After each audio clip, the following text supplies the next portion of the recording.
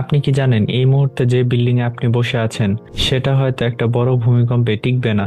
ঢাকা শহরের শতকরা 70% বিল্ডিং একটা বড় ভূমিকম্পে ধসে পড়ার ঝুঁকিতে আছে। আজ থেকে ঠিক 100 বছর আগেও শ্রীমঙ্গলে 7.6 মাত্রার ভূমিকম্প হয়েছিল, যেখানে হাজার হাজার মানুষ মারা গিয়েছিল। বিশেষজ্ঞরা বলছে আরেকটা বড় ভূমিকম্প আসতে পারে যে কোনো সময়।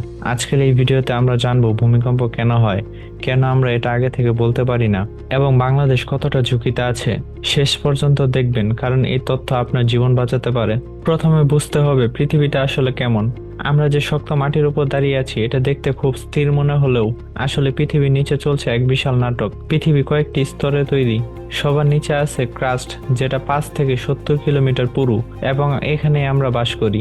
এর নিচে আছে মেন্টেল, যেটা প্রায় 3000 কিলোমিটার পুরু এবং গলিত পাথরের তৈরি। এই গলিত পাথর গরম হয়ে উপরে উঠে আসে আর ঠান্ডা হয়ে নিচে নামে, যেটাকে বলা হয় কনভেকশন কারেন্ট। এখন সবচেয়ে গুরুত্বপূর্ণ বিষয় হলো পৃথিবীর এই ক্রাস্ট একটা পুরো জিনিস না, এটা ভাঙা ভাঙা অনেকগুলো বড় বড় টুকরায়, যেগুলোকে বলা হয় টেকটনিক প্লেট। পৃথিবীতে 7টা বড় বড় টেকটনিক প্লেট আছে, আর এই প্লেটগুলো স্থির নেই, প্রতিনিয়ত নড়াচড়া করছে। প্লেটগুলো বছরে মাত্র 2 থেকে 5 সেন্টিমিটার নড়ে, যেটা আপনার নখ যত দ্রুত বাড়ে সেই গতিতে। মনে হতে পারে এটা খুব কম, কিন্তু লক্ষ লক্ষ বছর ধরে এই নড়াচড়াই তৈরি করেছে হিমালয় পর্বতমালা, এবং এই নড়াচড়ার কারণেই হয় ভূমিকম্প। যখন দুটো প্লেট একে অপরের সাথে ঘষতে থাকে তারা আটকে যায়, কিন্তু প্লেটগুলো তো নড়তেই থাকে, ফলে চাপ তৈরি হয়, এনার্জি জমা হতে থাকে বছরের পর বছর, দশকের পর দশক। এটা ঠিক যেন আপনি একটা রাবার ব্যান্ড টানছেন টানছেন এবং টেনেই যাচ্ছেন। এক সময় চাপ এত বেশি হয় যে পাথর আর সহ্য করতে পারে না এবং হঠাৎ করে ছিঁড়ে যায়। সেই মুহূর্তে যে বিশাল এনার্জি রিলিজ হয় সেটি ভূমিকম্প।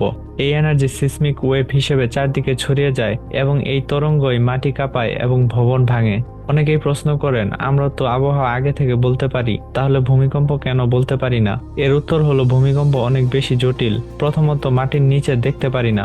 আবহাওয়া স্যাটেলাইট দিয়ে দেখা যায়, কিন্তু মাটির 10 থেকে 20 কিলোমিটার নিচে কি হচ্ছে দেখার কোনো উপায় নেই। দ্বিতীয়ত, আমরা জানি না পাথরের ওপর কতটা চাপ জমেছে এবং সেই পাথর কতটা চাপ সহ্য করতে পারবে। তৃতীয়ত, পৃথিবীতে প্রতিদিন হাজার হাজার ছোট ছোট ভূমিকম্প হয়, এবং কোনটা বড় ভূমিকম্পের সংকেত সেটা বোঝা কঠিন। চতুর্থ, কোনো নির্দিষ্ট প্যাটার্ন নেই। কোথাও 100 বছরের পর ভূমিকম্প হয়, কোথাও 500 বছরের পর। এবার আসুন বাংলাদেশের কথায়। ভূতাত্ত্বিক দিক থেকে বাংলাদেশ অবস্থিত দুটি বিশাল টেকটনিক প্লেটের সংযোগস্থলে। একদিকে আছে ইন্ডিয়ান প্লেট এবং অন্যদিকে আছে ইউরেশিয়ান প্লেট, এবং এখানেই বিপদ। ভারতীয় প্লেট উত্তর দিকে ধাক্কা দিচ্ছে ইউরেশিয়ান প্লেটে প্রতি বছর প্রায় 5 সেন্টিমিটার গতিতে। এই ধাক্কাই তৈরি করছে হিমালয় পর্বতমালা, এবং এই ধাক্কাই বাংলাদেশের জন্য তৈরি করছে ভূমিকম্পের ঝুঁকি। বাংলাদেশের চারপাশে 3টি প্রধান সিসমিক জোন আছে। উত্তরে আছে ডাউকি ফল্ট, যেটা সিলেট বিভাগের কাছে, এবং এখানে 7.5 মাত্রার বা তার বেশি ভূমিকম্প হতে পারে। মাঝ বরাবর আছে বগুড়া ফল্ট, যেটা উত্তরবঙ্গ জুড়ে, এবং 1885 সালে এখানে 7.0 মাত্রার ভূমিকম্প হয়েছিল। পূর্বে আছে চট্টগ্রাম কক্সবাজার জোন, যেটা সবচেয়ে বিপজ্জনক, এবং এখানে 8.0 বা তার বেশি মাত্রার ভূমিকম্প হওয়া সম্ভব। বাংলাদেশে বড় ভূমিকম্পের ইতিহাস খুবই ভয়ঙ্কর। 1918 সালে শ্রীমঙ্গলে 7.6 মাত্রার ভূমিকম্পে হাজার হাজার মানুষ মারা গিয়েছিল। সবচেয়ে ভয়ঙ্কর বিষয় হলো ডাউকি ফল্টে শেষ বড় ভূমিকম্প হয়েছিল 100 বছরেরও বেশি আগে, যার মানে হলো এর এনার্জি জমছে কিন্তু রিলিজ হচ্ছে না। বিশেষজ্ঞরা বলছে এই ফল্টে 7.5 থেকে 8 মাত্রার ভূমিকম্প হতে পারে যে কোনো সময়। বাংলাদেশ বিশেষভাবে ঝুঁকিতে আছে আরো কয়েকটি কারণে। বাংলাদেশের বেশিরভাগ মাটি পলি মাটি, যেটা নরম এবং আলগা।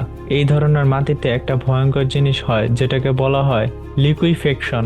ভূমিকম্পের সময় এই নরম মাটি তরল পানির মতো হয়ে যায় এবং ভবন ডুবে যায়। দ্বিতীয় কারণ হলো জনসংখ্যার ঘনত্ব। ঢাকা শহরে বাস করে 2 কোটির বেশি মানুষ, এবং এটা বিশ্বের সবচেয়ে ঘনবসতি শহরগুলোর একটি। ভূমিকম্পে সবচেয়ে বেশি ক্ষতি হয় ঘনবসতিপূর্ণ এলাকায়। তৃতীয় এবং সবচেয়ে বড় কারণ হলো ভবনের মান। বুয়েট বা রাজুকের গবেষণা বলছে ঢাকার 70 থেকে 80% ভবন ভূমিকম্প প্রতিরোধী নয়। অনেক ভবনে নিম্নমানের রড সিমেন্ট ব্যবহার করা হয়েছে। রানা প্লাজার কথা মনে আছে? 2013 সালে 1134 জন মারা গিয়েছিল।